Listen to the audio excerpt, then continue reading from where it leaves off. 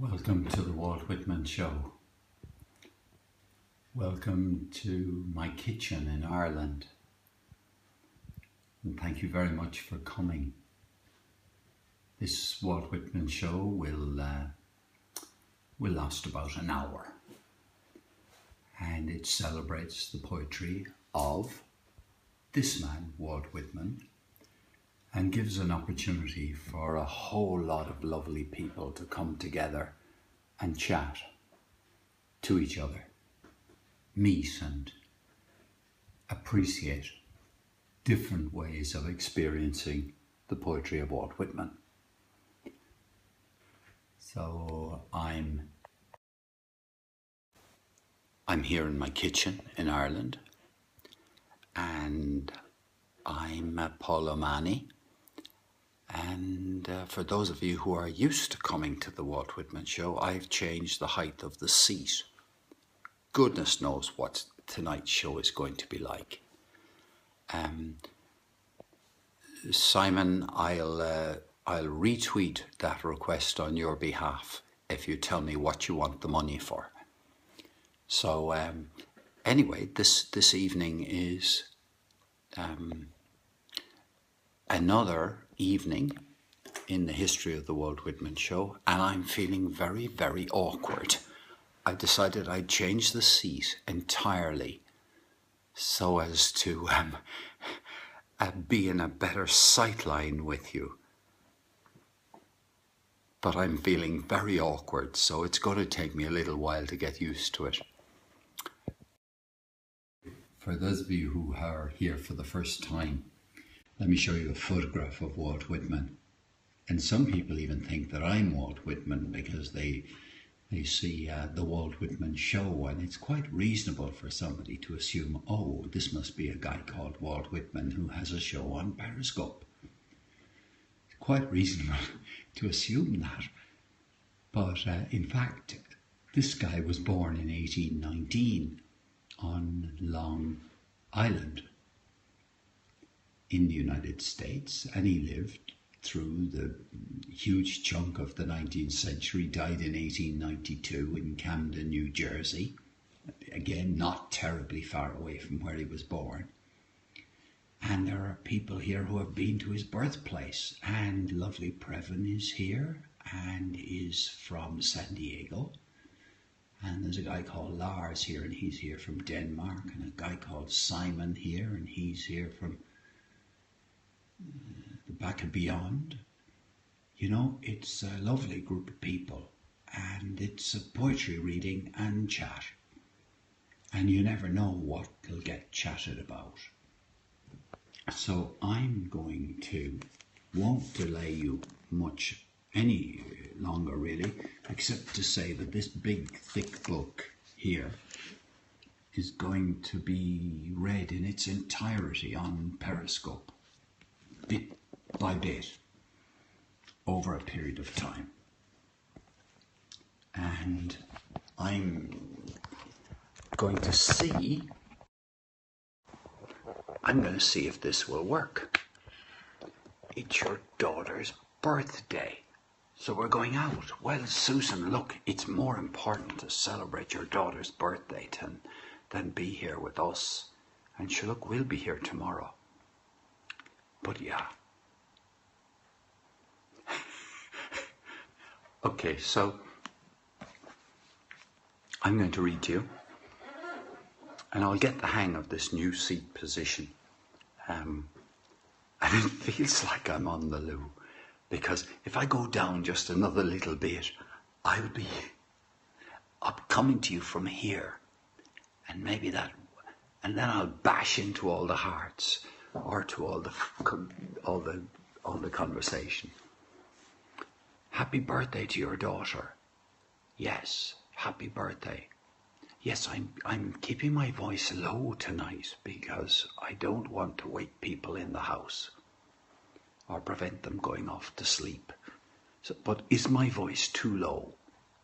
Will you be able to hear me?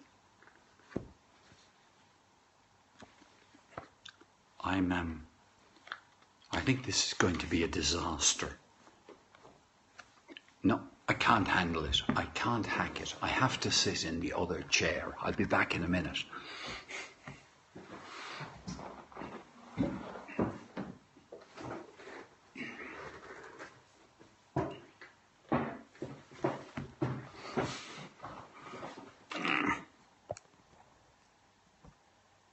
Oh, you know, I'll get trained or something like that, but this feels so much easier.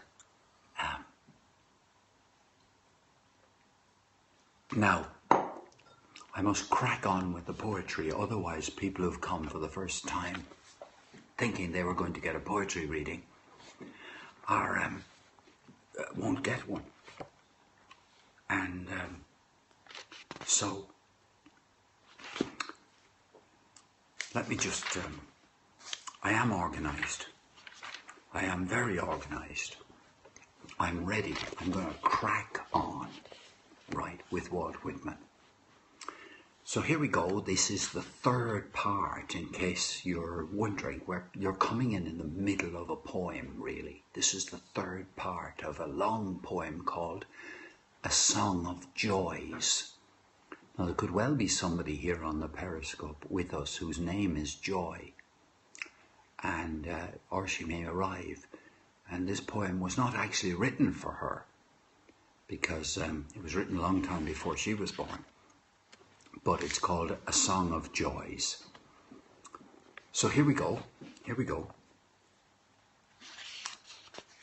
Oh, the old manhood of me, my noblest joy of all, my children and grandchildren, my white hair and beard, my largeness, calmness, majesty, out of the long stretch of my life.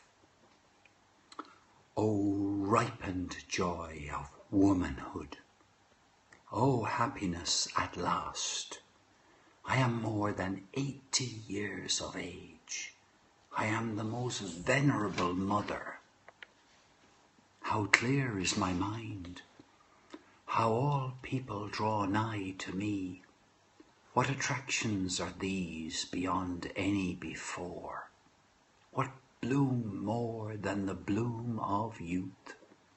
What beauty is this that descends upon me and rises out of me? Oh, the orator's joys, to inflate the chest, to roll the thunder of the voice out from the ribs and throat, to make the people rage, weep, hate, desire with yourself, to lead America, to quell America with a great tongue. Oh, the joy of my soul, leaning poised on itself, receiving identity through materials and loving them, observing characters and absorbing them. My soul vibrated back to me from them, from sight, hearing, touch, reason, articulation, compassion, memory, and the like. The real life of my senses and flesh transcending my senses and flesh.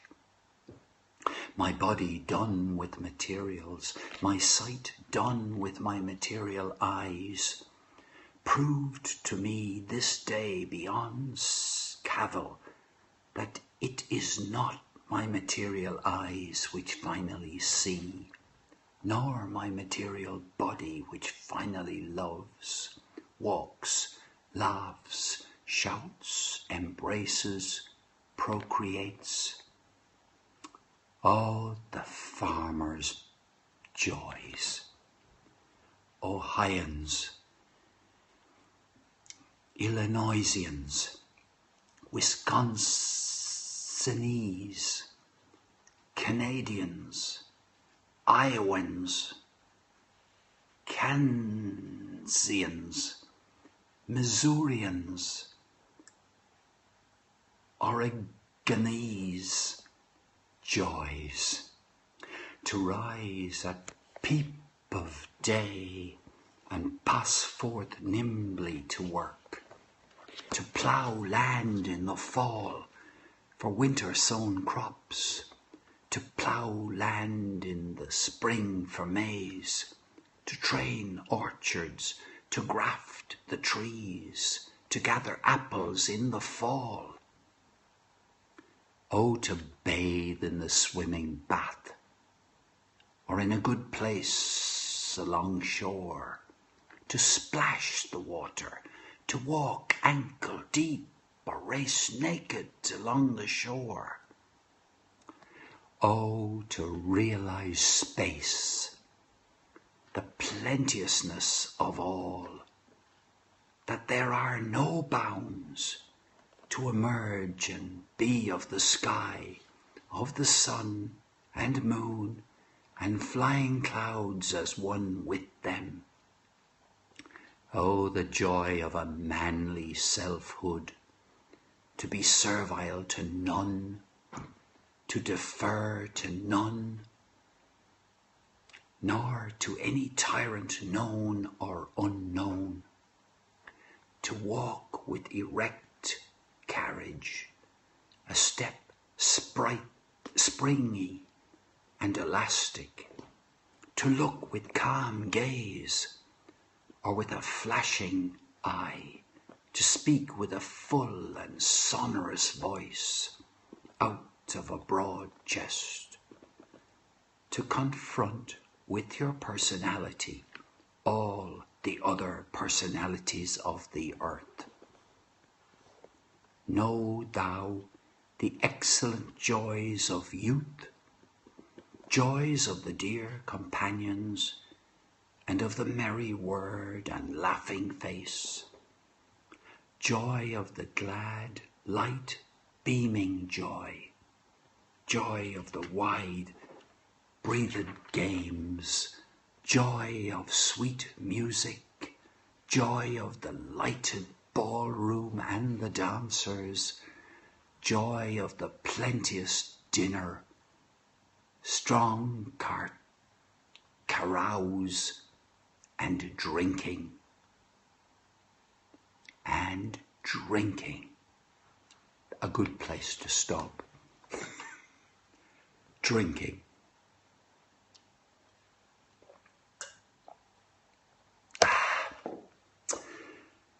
Well, a joyous poem it is, a joyous poem. It's absolutely right. Great joy. It is.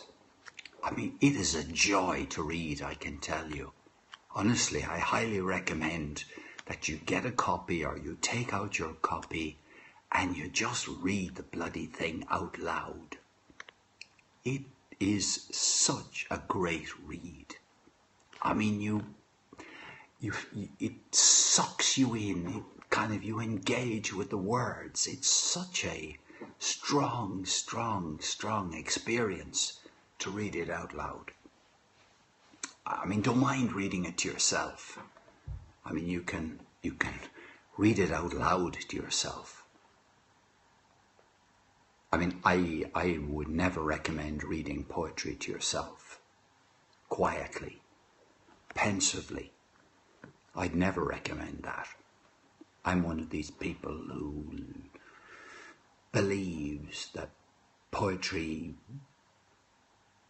when it became written, and remember, of course, most poetry was before it was written down, it was spoken and passed around. But as soon as it started to be written down, there started to be a problem, which is people started to read it to themselves privately. A little delectation that gutted quite a bit of the poetry in the process. Anyway, this is me having a rant. And it's more about me than about Whitman, so forget. But what fun, eh? It's full of favourite lines, isn't it? You really would, you wouldn't have difficulty finding a favourite bit. Effusive. Yeah. I love when you have those little... Where's Puma? I can tell you a funny story about Puma. Yeah, this is one of the most quotable things, you know. Puma got out of the house today. Puma escaped. Puma, by the way, is my daughter's cat, a black cat who often walks across the stage during the Walt Whitman Show. You know, literally comes. He got out and was out for hours and hours. I had no idea. Puma got out. I thought Puma was in the house. I had no idea Puma had got out. I went out, took my daughter to school, came back many hours later. Never crossed my mind that there would be any difficulty with Puma. And there was Puma outside the house, outside the front of the house. Sorry, we're deviating from poetry now, but cats have been mentioned. No, he didn't kill any bird. He did not bring me back a dead mouse or a dead bird. But he did bring me himself.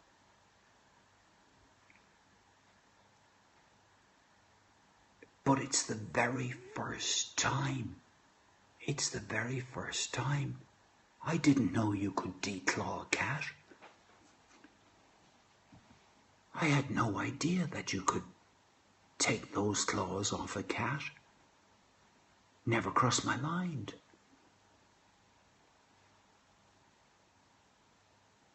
I think the way his tail was... I tell you what happened.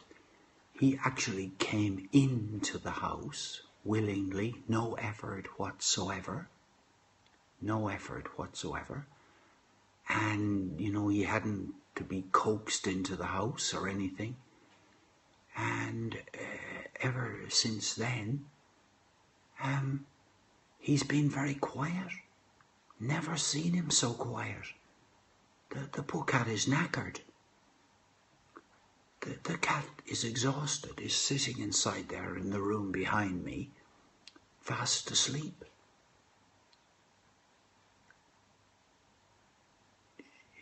It did cross my mind to have his nails filed a little so that they wouldn't tear my skin so easily.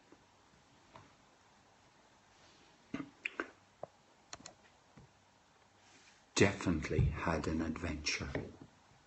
Definitely. Rebecca, you're late? No, you're not. I'm going to read the Walt Whitman again. Oh yeah, I'm going to read it again.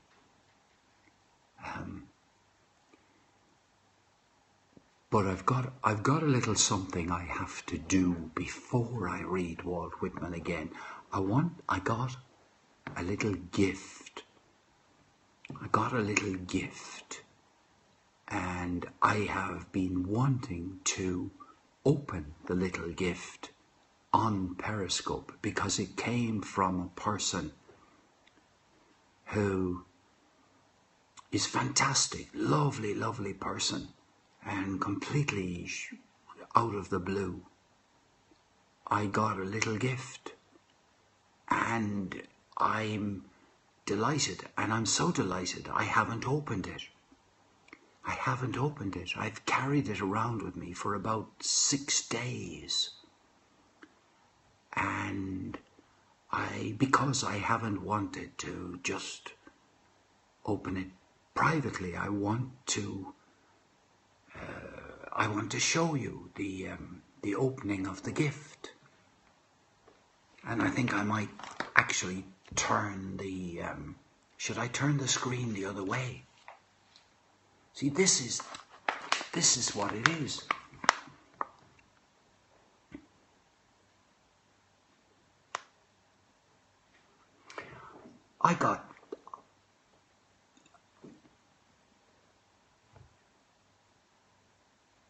So this is what I got. So, well, it came from an absolutely wonderful person. Well, I'll tell you her name. I was going to show you, but I don't think I should be showing you all her address. It's from a woman in England called Victoria James. Victoria James. She is a wonderful person on Periscope. She's wonderful on Twitter. She's extremely positive encourager. And anybody know her? Does anybody know Victoria James? She's got 2 first names, Victoria and James. Yeah. You see, Cheryl says she's wonderful. I've mentioned her several times. I have.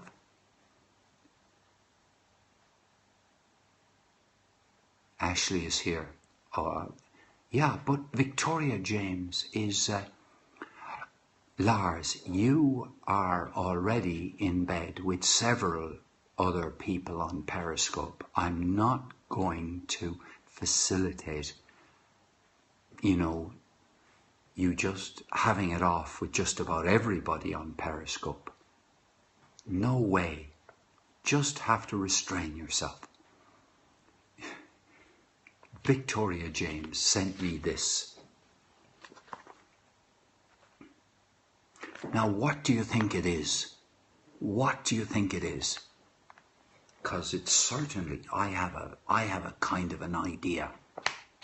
I've got to get a knife, and you can guess what it is, and I'll give a special prize to the person who gets it right. A special prize. In fact, I tell you what I'll do. To the person who gets it right, I will do a special scope. I'll do a special scope dedicated exclusively to them, and I'll do anything they want me to do within reason. I'll read any piece of poetry you like, but this is it.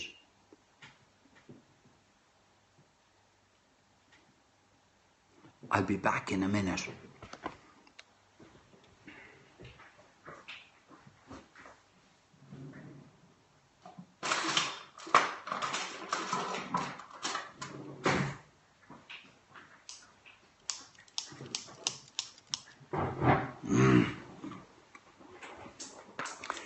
Now, have you been guessing? Black underwear. Wow, black underwear. Well, it looks black. It is black. Oh yeah, let me do this now.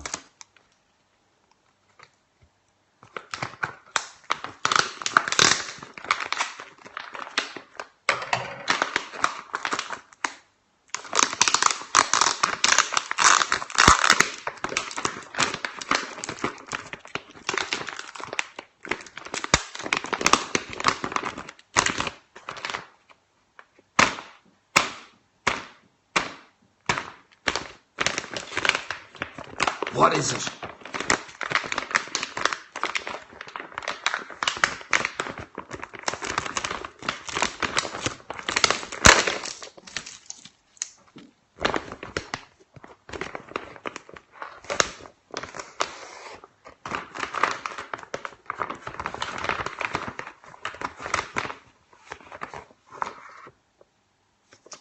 Oh, wow.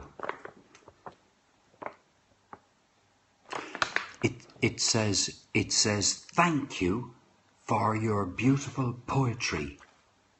You've inspired me.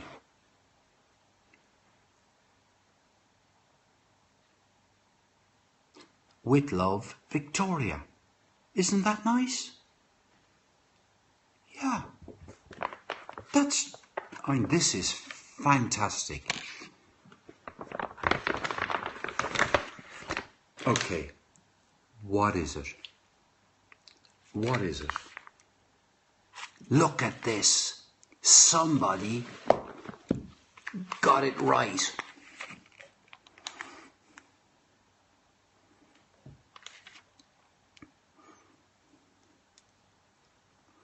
Can you see? Can you see the name? It came from Victoria James.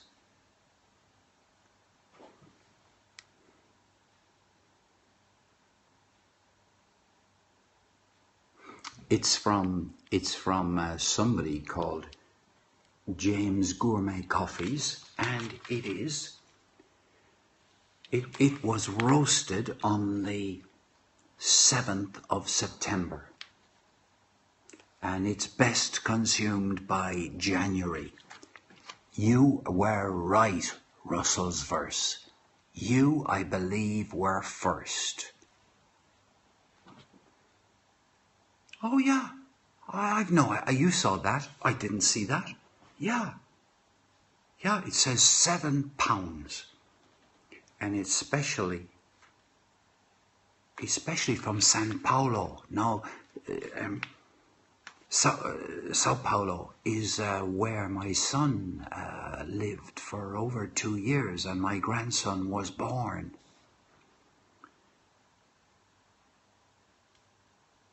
It says Santa Giussi.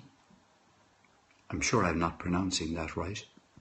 Santa Giussi has 570 acres of coffee, predominantly of Icatu,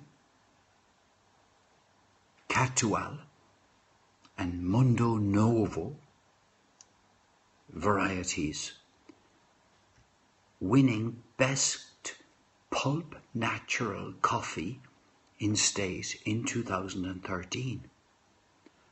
Cocoa and caramel aromatics, great balance of sweet acidity, toasted nuts and chocolate. So there we are. That is my treat. And Victoria and I'll do everything I can to make sure you see the replay of this, and you might now understand that I've been carrying it around with me because I treasure it so much.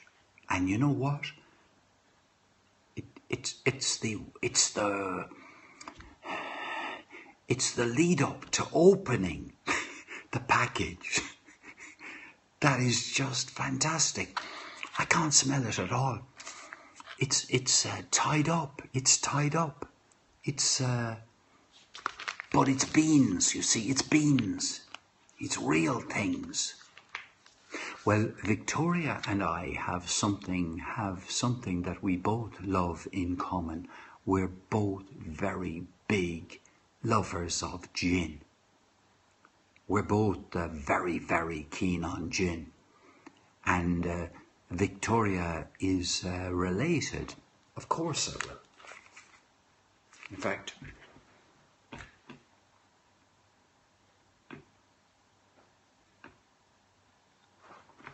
but Victoria is related to the family of Gilby. Gilby, yes, I have a coffee grinder. Yes, I do. Yes, I have a... Get in the picture, okay.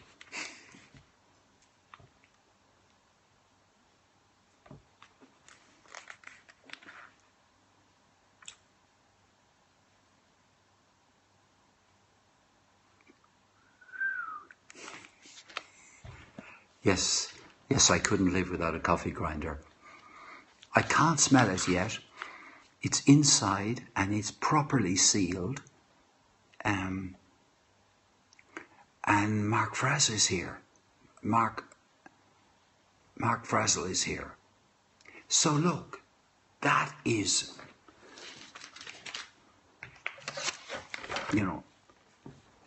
a thousand thanks to Victoria. This really, really is a lovely, lovely gift. And I'm so delighted to have it. Thank you very much. I'll show you the coffee pot I have.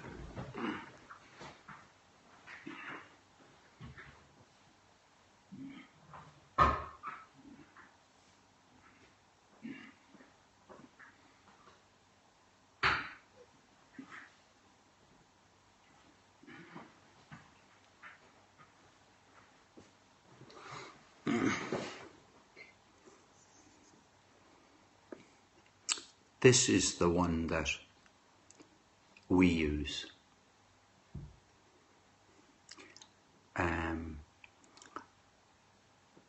This is what we use. In fact, I have a bigger one as well. This is like just for 2 cups of coffee.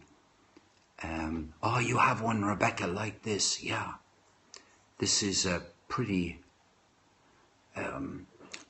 But there are other ways of doing coffee that I'd like to try out at home.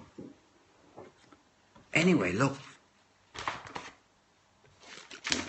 We're meant to be a poetry show, but I must say that I think there's nothing like the poetry of generosity. Great. Oh, great. I've just now got this. I gotta show you this. I gotta show you this. This is ridiculous.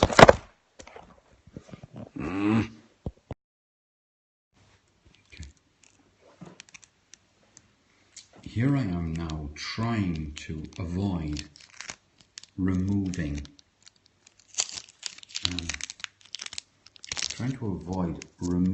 words from the poem.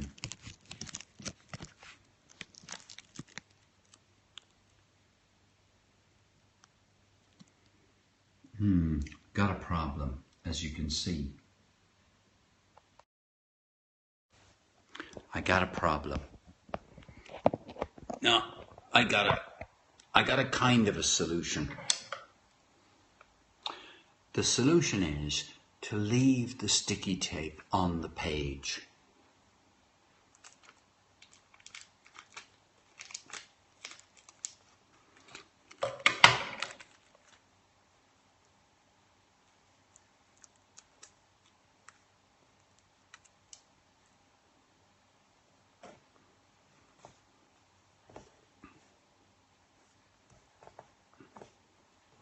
Okay, I'll show you now the result.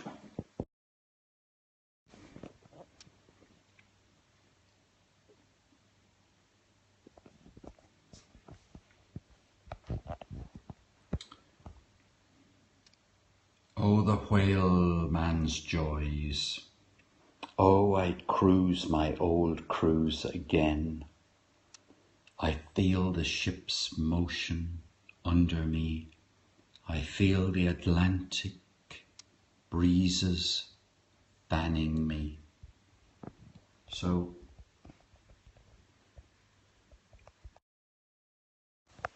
the book is ruined. The book is ruined. Who said that? Yes, the book has now got more character. Absolutely, precisely. The book has got more character than it had before. Yeah.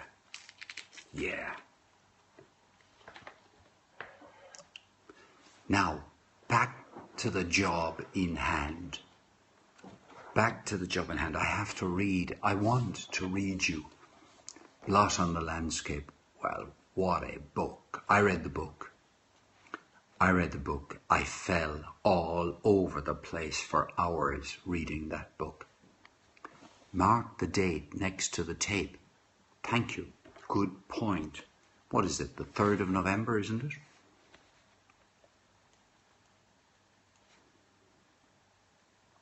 And in fact, I have to put Victoria.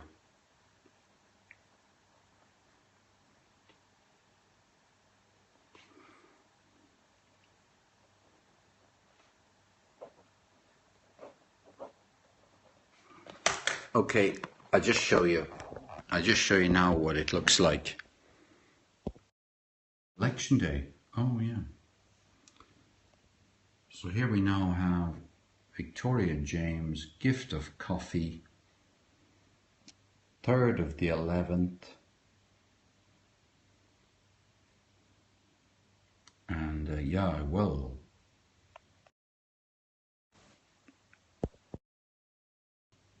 There. The, whoopsie daisy. Sorry, this is, okay,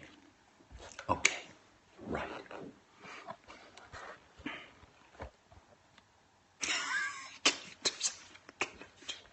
Collector's item. I'm going to read you some more Whitman now.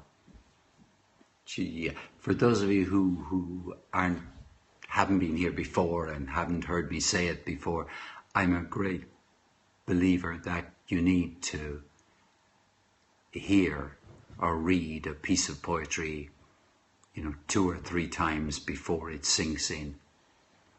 And it's the first time is to kind of just warm you up and get you in the right kind of a mood and give you a feel for where the words are coming from.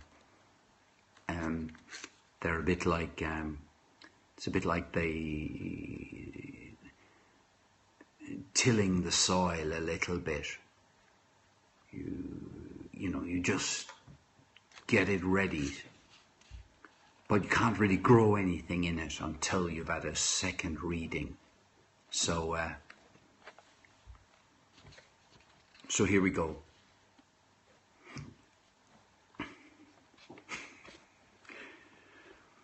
Oh, the old manhood of me, my noblest joy of all, my children and grandchildren, my white hair and beard, my largeness, calmness, majesty, out of the long stretch of my life.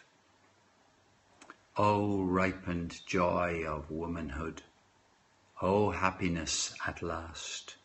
I am more than 80 years of age. I am the most venerable mother.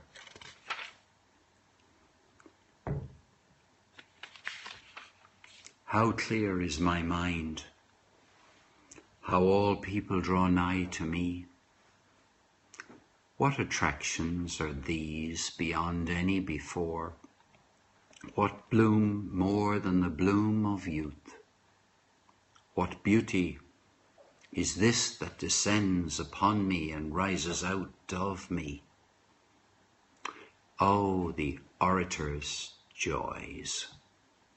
To inflate the chest, to roll the thunder of the voice out from the ribs and throat, to make people rage, weep, hate, desire with yourself, to lead America, to quell America with a great tongue. Oh, the joy of my soul leaning poised on itself, receiving identity through materials and loving them, observing characters and absorbing them.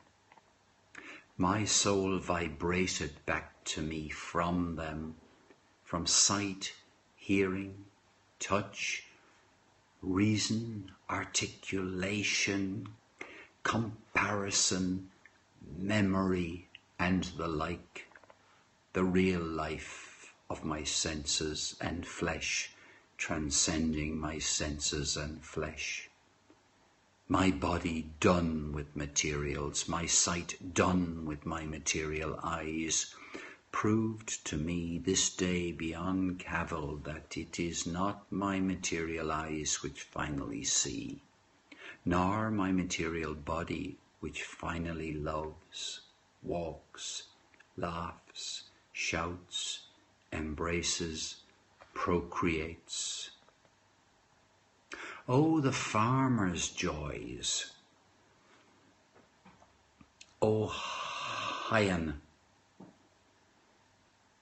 Ohioan, Ohioans, Illinoisians, Wisconsinites, Sinese, Canadians, Iowans, Kansians, Missourians, Oregonese, joys. And he forgot, this edition leaves out Nebraskans. Sorry about that. Obviously cut out for lack of space to put it in. To rise at peep of day and pass forth nimbly to work, to plough the land in the fall, for winter sown crops. I can't say it. To plough land in the spring for maize, to train orchards, to graft the trees, to gather apples in the fall. Oh, to bathe in the swimming bath, or in a good place along shore, to splash the water, to walk ankle deep or race naked along the shore. Oh, to realize space, the plenteousness of all, that there are no bounds, to emerge and be of the sky, of the sun and moon and flying clouds as one with them. Oh, the joy of a manly selfhood, to be servile to none, to defer to none, not to any tyrant known or unknown, to walk with erect carriage, a step springy and elastic, to look with calm gaze, or with a flashing eye, to speak with a full and sonorous voice out of a broad chest, to confront with your personality all the other personalities of the earth. Knowest thou the excellent joys of youth, joys of the dear companions and of the merry word and laughing face, joy of the glad light-beaming day, joy of the wide-breathed games, joy of sweet music, joy of the lighted ballroom and the dancers, joy of the plenteous dinner, strong carouse, and drinking. It's straight out of a Guinness ad, isn't it? It's just straight out of it. It just ends absolutely. It's just pure Guinness.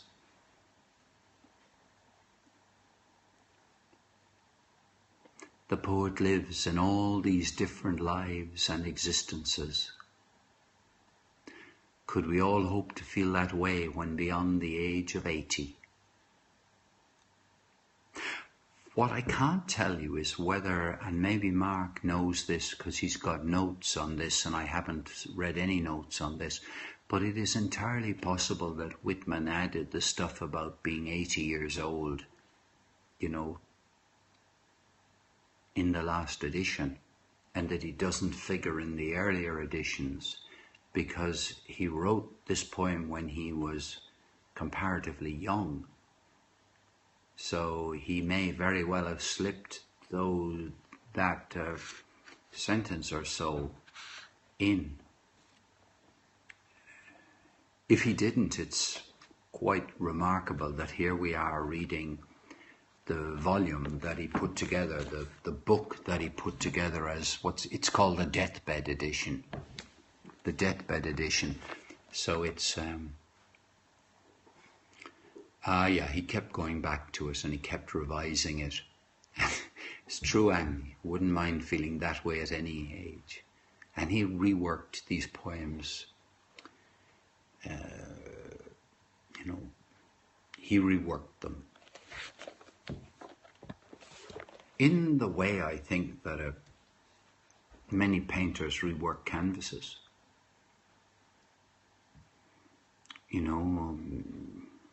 I'm quite sure that many painters return to works and add a bit, do some stuff to it. It will be one more session to finish this poem off. A Song of Joys. So it's another kind of, Whitman is a great poet of the list. So he gives us a list of joys. It just is the way he puts them together. You don't really feel he's just given us a list. It's somehow or other, there's a way of, till tomorrow, Mark, till tomorrow. Yeah, it's, so when you get a pub quiz question come up that says, which poet used lists most in his poetry? Walt Whitman is the right answer, I think.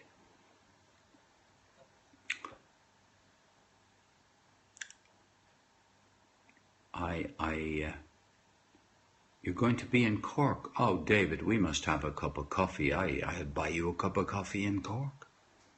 If you're going to be here next week, I should be okay then. It's there are a whole lot of people in Dublin, by the way, just to slightly change the subject for a minute. There are a whole lot of people in Dublin at an event called the Web Summit. Oh, the Rose Tree, listen to this, guys. Alicia has just announced that in an hour's time she is going to be playing music with a pianist and a cellist, a trio, the Rose something trio, and I would definitely advise, recommend, nudge, poke, push you in the direction of, if you've never been there, tuning in. I love it. I just love it.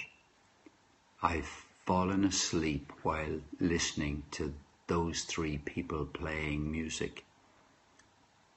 And they're playing in a hospital. I mean, I just feel like becoming a patient. I feel like being admitted, sitting in a chair, slumped, just enjoying the music. That's what I feel like doing. Relaxing, beautiful, and good to rest listening to. Yeah, it's true. It's very true. I don't think the cellist is really grumpy. I think the cellist is just been cut out of the action, just probably because he's not as good looking as the other two. You seldom get to see the cellist. And it's true, as Rich says, music is a great, great healer. Now, hang on, I try and get my name. Wyomangians. Okay, I gotta try and remember that. Wyomangians.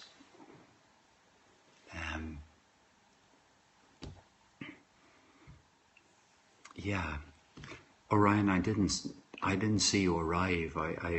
I've been aware of your presence for some time, but I didn't notice you arrive. I was probably reading at the time. The two are like the Straight Man and the Straight Man comedy team. Yeah. Wyomangian. I'm sure I still haven't got it. Wyomingian. Anyway, whatever it is, if there should be anybody listening on the tuned into this on the web, and there'd be a chance that there'd be somebody from Wyoming, This all reference to Wyoming began because I said that I've had people from every state in the Union, from the United States, on my scopes, with the sole exception of there hasn't yet been somebody from Wyoming. Blue Ooster Cult is another example of people who play for the joy of playing. Yeah. Ireland is full of people who play for the joy of playing music. Bye-bye, Lars. Good night, Lars. Another plug for Lars is that Lars is writing some wonderful poetry, and his poetry is to be found on... I'll tell you where you can find Lars's poetry.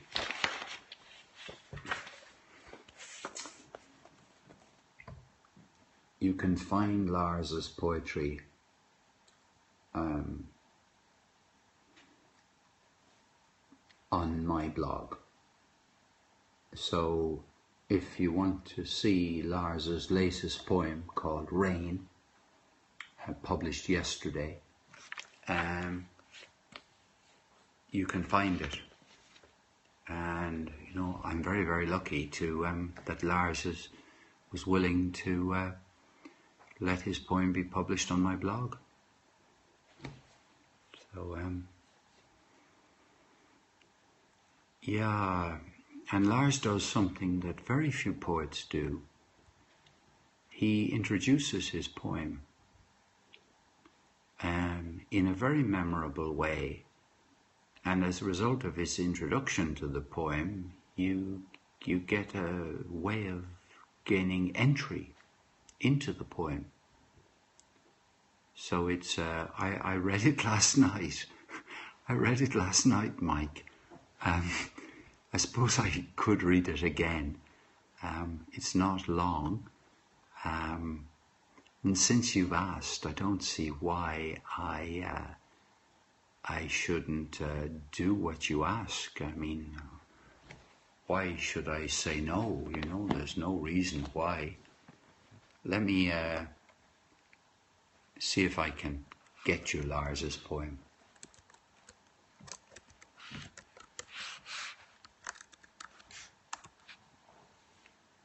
It would help if I could.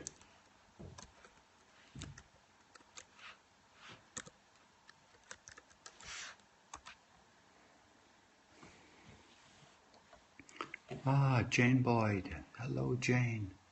Welcome, Jane. Welcome, my great friend. My great friend Jane Boyd has arrived. I'm looking for Lars. I'm looking for Lars. Lars's poem. Jane, you just arrived after I've read Walt Whitman. Won't be any more Walt Whitman, but I'm going to read a poem by Lars.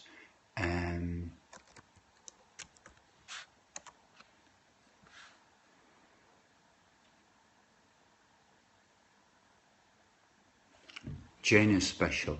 You should, connect with Jane. She's just a wonderful person. Okay, I'm going to read Lars's poem. Yeah. Just have to move things out of the way.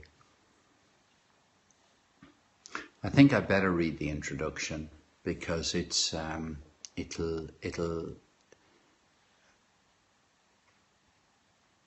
right. Oh, lovely. Hello, Emma. Hello, Emma. Thank you for being here. It's okay. This is Lars. Lars Blichfeldt. Lars Blichfeldt introducing his own poem, Rain. He writes as follows. I made the poem Rain while I was thinking about some of the darker things in life. Mental issues and how they can push anyone to the edge and sometimes even over the edge. Something I recognized from my own life. My childhood was rather tough. Maybe because of that, I did a lot of crime and vandalism. Luckily for me, I found a secret weapon to stop it before it got out of control. Drugs, and many of them. I drugged my brain for 15 years, trying to solve my problems and feelings. But the brain does not easily forget. You can postpone and try to hide, but it will make you deal with it one way or the other. In my case, it just turned on anxiety in my brain. And if I did any kind of drugs, it would give me a panic attack. Effective and without mercy. It started 5 years ago, and I'm still fighting. No drugs, only words, a shrink, and some good friends. Most people can't handle what they can't see. We get 80% of our impressions through our eyes, so expect a lot of people to avoid and ignore you. But face it anyway. Fight it anyway. And when you get your first victory, keep that little sweet moment in mind when the next black cloud starts to rain. This is the poem Rain by Lars. When black clouds rained upon me, I used to feel sorry for myself. I looked at people around me, popping their one-man umbrellas, saving themselves. Unable to see, unable to hear the suddenly invisible wet people. We learn for as long as we live. Maybe so, but I still get caught in the rain. I still get cold. Still haven't learned how to unfold my umbrella. But I do not feel sorry for myself. Not anymore. Bring on the rain. Bring on the cold. I eagerly await. Await the return of the sun. Await for its shield of warm, clear light to spread through my cold, wet body. For the return of my smile and the end of my sighs. And the end of my sighs. Bring on the rain. Anyway, that's Lars's poem, Rain. It's a very good poem, I think. And it's the second poem of his that you can find on my blog. And this is from a guy who had never written a word of poetry till a few weeks ago.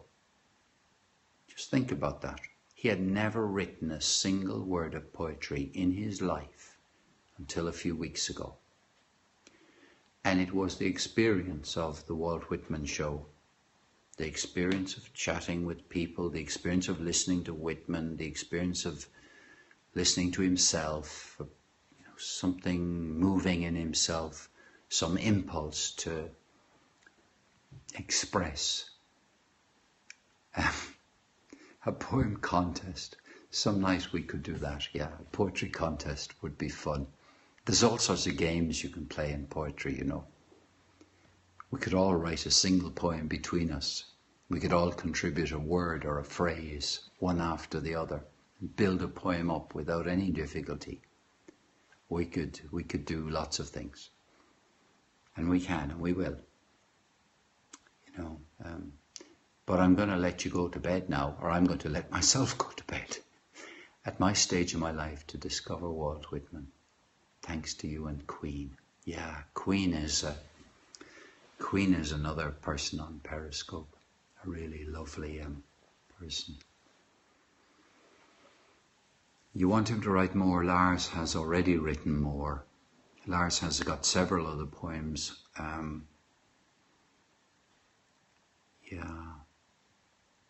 Yeah.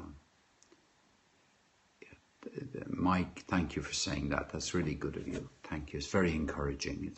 You know, I can take any amount of encouragement. Hey, you're going to see your dad in hospital, Jane? Give him a big, big hug from me. Give him a big hug. Tell him I was asking for him.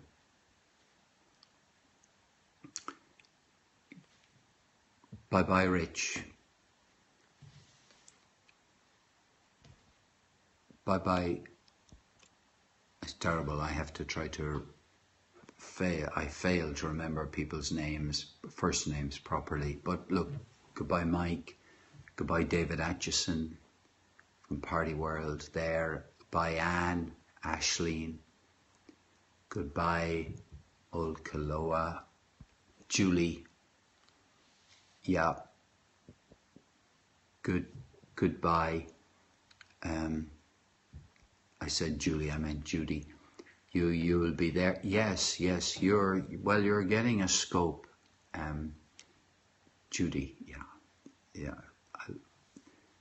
You're getting Russell's verse. You're getting a whole show devoted to you as a result of your winning the competition this evening.